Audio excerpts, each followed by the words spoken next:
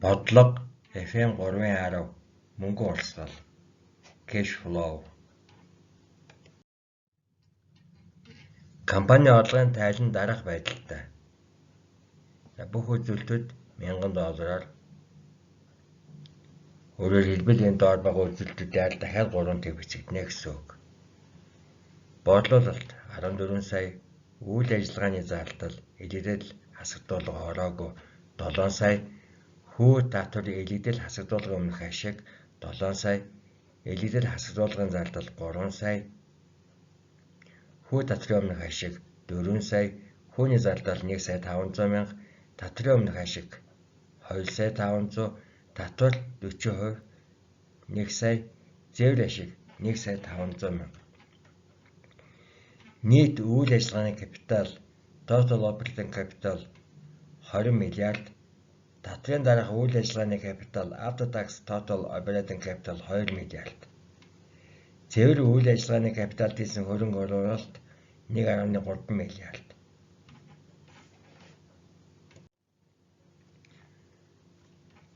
Татрын дараах үйл ажиллагааны ашиг NOPAT хэдвэ?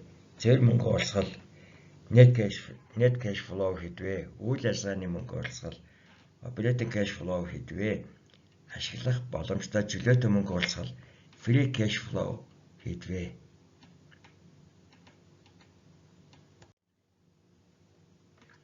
Энд дээр нэг зүйлийг анхаараарай. Орлогын тайлангууд дээр байгаа энэ үзүүлэлтүүд алдаа дахиад 3 тэг бичигдэнэ гэсэн үг.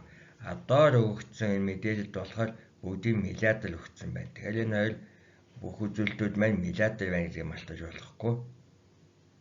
Тооцоолол хийхдээ хэрвээ энэ доороос та авах хэрэгтэй бол цөлийн 3 тэг хасагдана гэсэн үг. Дээд тал дээр тооцоо их юм бол 3-ыг нэмэх ёстой болно хэрвээ шаардлагатай бол. За эхлээд бид нар олох ёстой зүйл маань татрын дараах үйл ажиллагааны ашиг байсан NOPAT. Татрын дараах үйл ажиллагааны ашиг буюу NOPAT томьёо нь NOPAT тэнцвэр EBIT-ийг үйлсдэг нь нэгээс асах нь тий. EBIT гэдэг маань earnings before interest and tax, хүү татрын өмнөх ашиг гэсэн үг. За тэгээд тоонод орлуулъя. NOPAT тэнцвэр. За энэ 4 сая орлогын тайлан дээр шаардлагуудад харуулсан байна. Хүү татрын өмнөх ашиг буюу EBIT нь 4 сая. За асах нь Т гэж байсан. За тэгэл доор татвар үедээ 40% байж байна. Тэгэхээр бид нар татврын 40%-аар тооцдог байна гэсэн үг. За тэгээд 4 саяыг үйлчдэг нь гээд 1-ээс 40% харсан. 40%-аа бид нар коэффициентэд шилжүүлэх ёстой 0.4 болно. 1-ээс асах 0.4 гэдэг нь 0.6. За тэгээд 4 саяыг 0.6-аар үзүүлэхээр 2 сая 400 мянган доллар болж байна.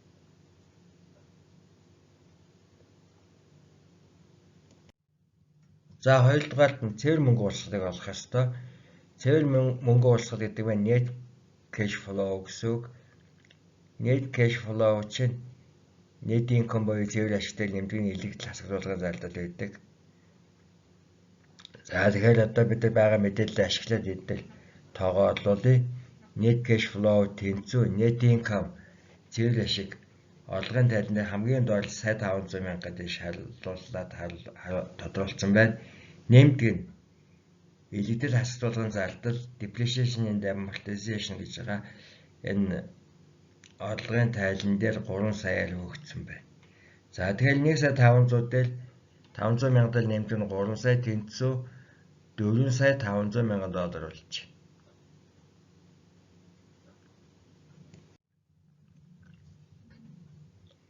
За 3 дугаарт нь үйл ажиллагааны мөнгө урсгалыг олох ёстой. Operating cash flow OCF.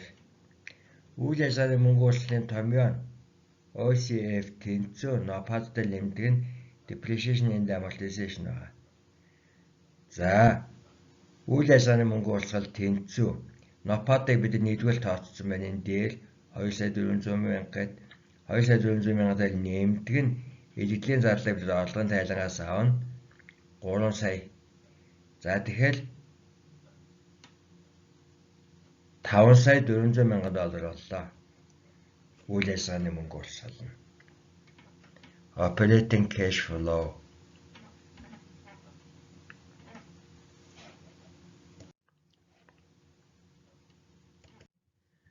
За сүүлд нь бид нар ашиглах боломжтой чөлөөтэй мөнгө уулзалтыг олох ёстой. Free cash flow.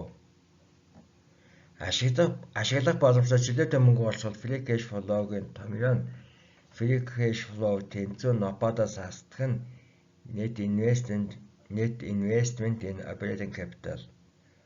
Өөрөөр хэлбэл үйл ажиллагааны капиталд хийсэн цэвэр хөрөнгө оруулалт.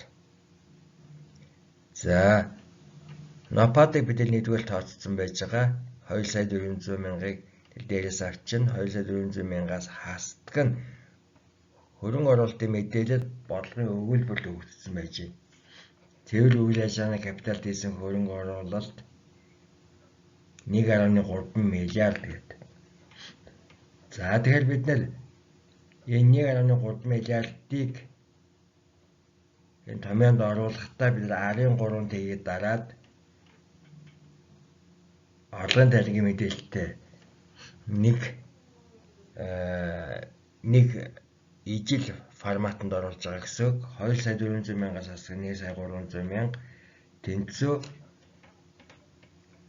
$1,100,000 боллоо. За тэгэхээр free cash flow маань $1,100,000.